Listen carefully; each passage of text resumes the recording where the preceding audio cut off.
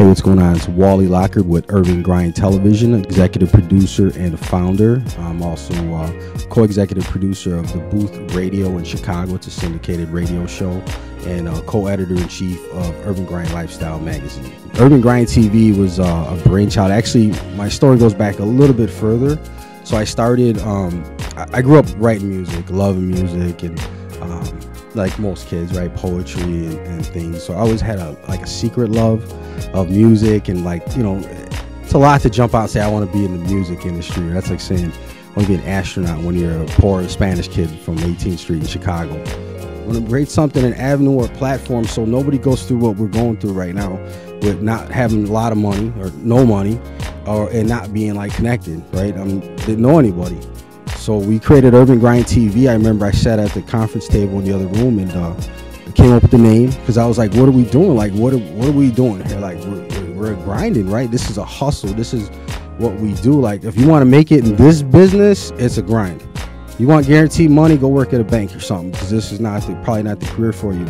And I was like, but what, where do you hustle? We're in the city, we're urban. This is our culture. This is what we are. So it just fit. It was like Urban Grind TV, and it was crazy because I even heard I've heard some media moguls, say, man, that's a great name. That's an awesome brand.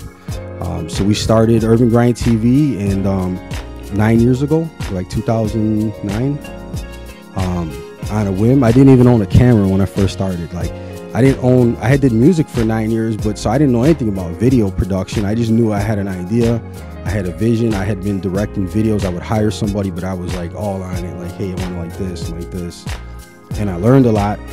So we created something, and no camera. One of my good friends, my brother, man, I shout him out, Rock, he looked out for me because he loaned me a camera. It was a Sony VX2100. This is a standard definition. It's not even HD cameras. And at the time, it was probably a $4,000 camera. It's a Sony, right? And he probably didn't know my last name, and we didn't grow up together. But he felt something with me that he loaned me the camera, and I took good care of it. I had it for about a year before I could even buy my own.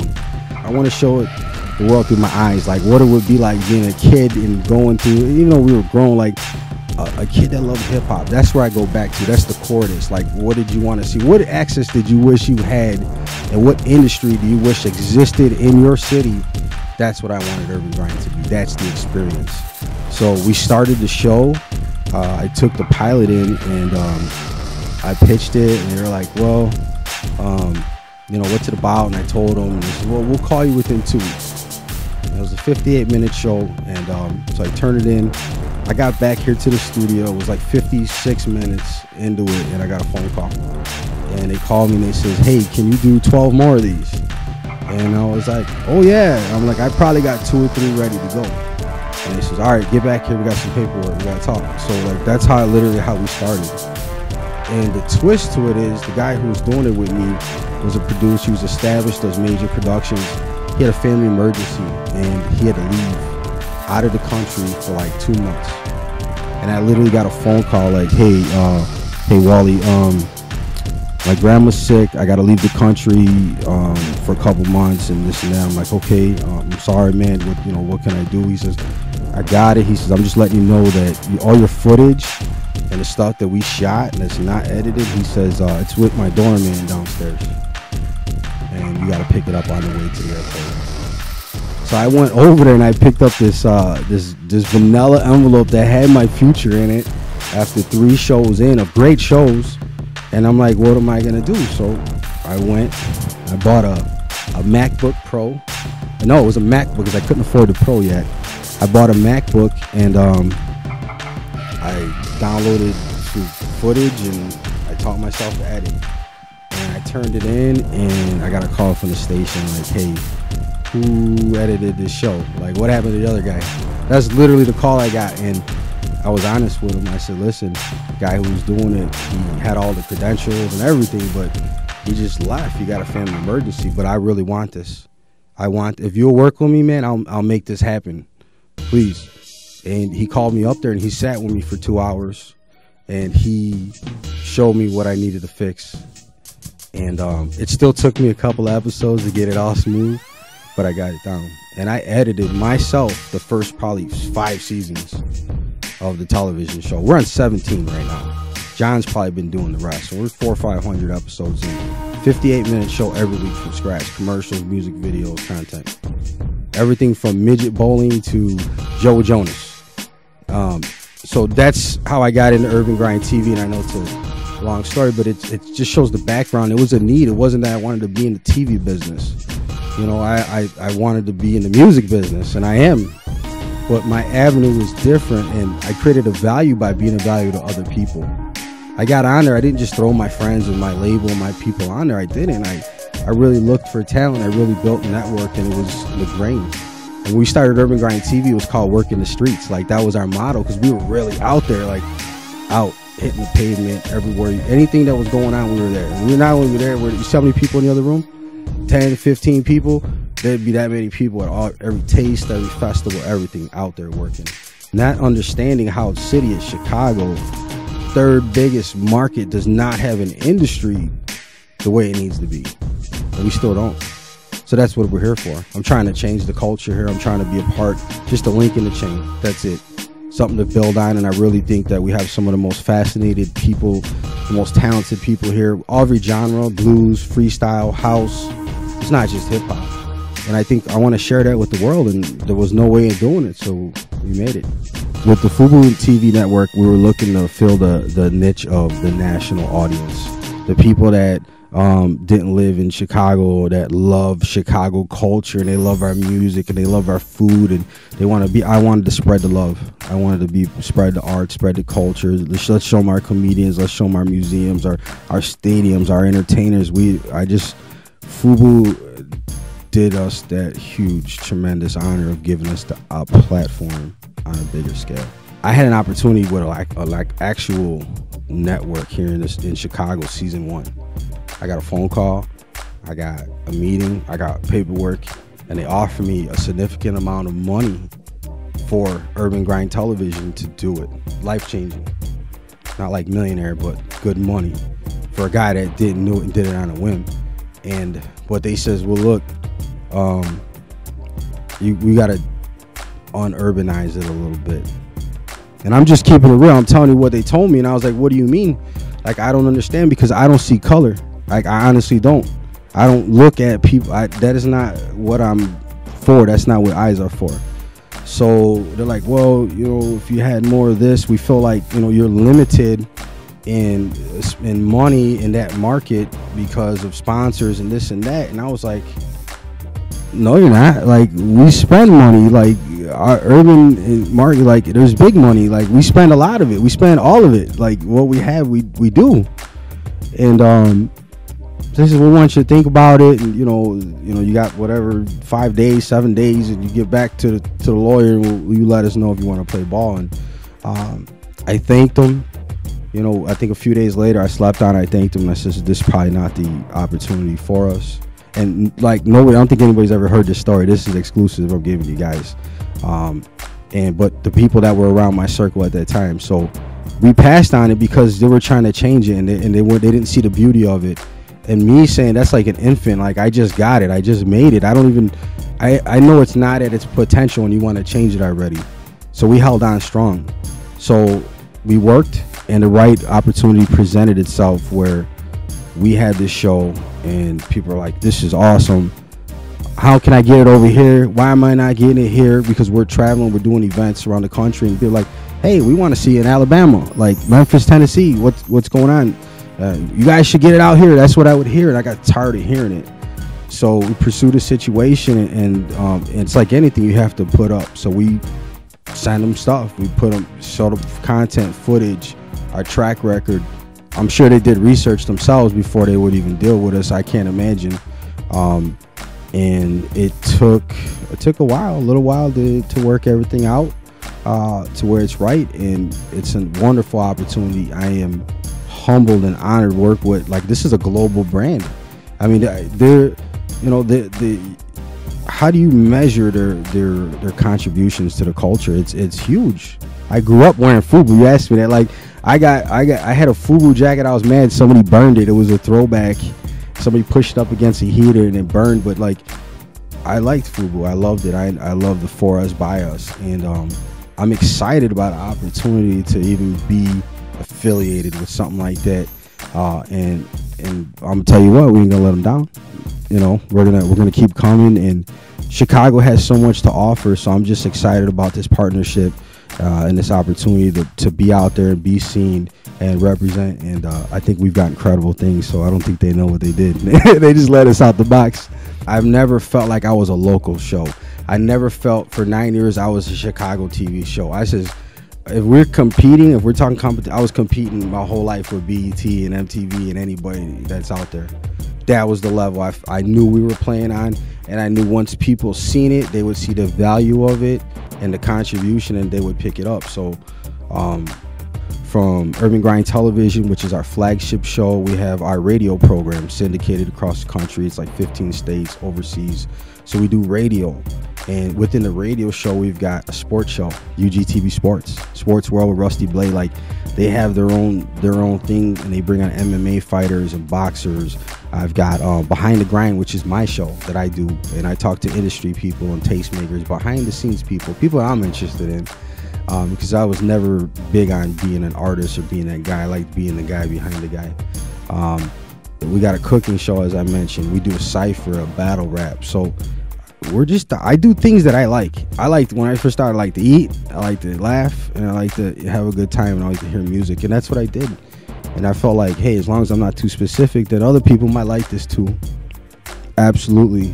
We got a couple of film deals we're working on right now, and we've actually got distribution lined up, some big artists, big names that we're gonna be producing and directing projects for. So and again, it's just people we worked with. Like, I'm nobody special. I'm not extra smart. I just work with people. I'm a good person. When I tell you something, I do it. I deliver, and I think real people always recognize real. There's my good friend told me, he says there's thinkers and there's builders. I'm a builder. So you give me an idea, we come up with something, and we say, hey, I'll make it happen. The ideas are great. A lot of people, I have full of great ideas, but I'm more of an executioner. So I'm gonna do it. The future is definitely going digital. We're moving into an era of streaming services, video on demand, and that's what's great about the Fubu network, is that gives us the video on demand feature, so people can watch. I mean, that's how people are consuming content. If you're looking at numbers and statistics, people are consuming content on mobile devices. They're doing it on their off hours, on their time. There's not a traditional 9-to-5 schedule anymore.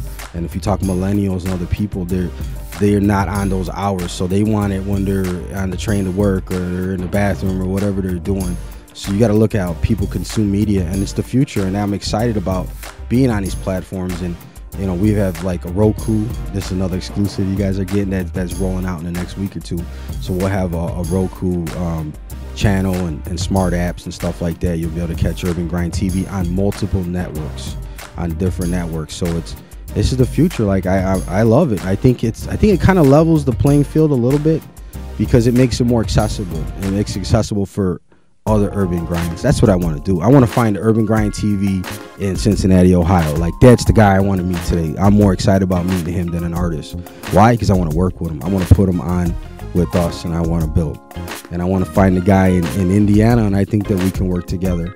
I mean, I'm doing it now. We're doing it across the country, and I mean, it's just a little bit, but it's gonna grow. And that's our mentality, is that we're gonna build this industry. And and we already have people like Jazzo and Nature and EPMD, and people coming through the city, and they make a stop at Urban Grind. And what you see is they'll do the TV show with us, they'll do the radio program, they'll knock out verses. Like, all these dudes knocked out like music and songs while they're here, and then they go on to other places and other media outlets.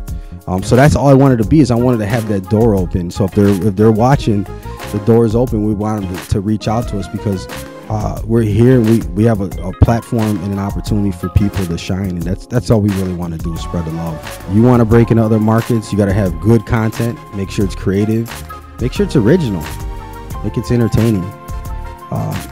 And I think that if you get it, you got to work it. It might be 1 year, it might be 5 years, it might be 10 years. You might make your hit at 45. I don't know what your time scale is, but I never looked at it. I never kept track of what it's cost me, what the sacrifice has been. I just know that I'm blessed, and giving an opportunity to give people a platform and do it, and I'm excited about it.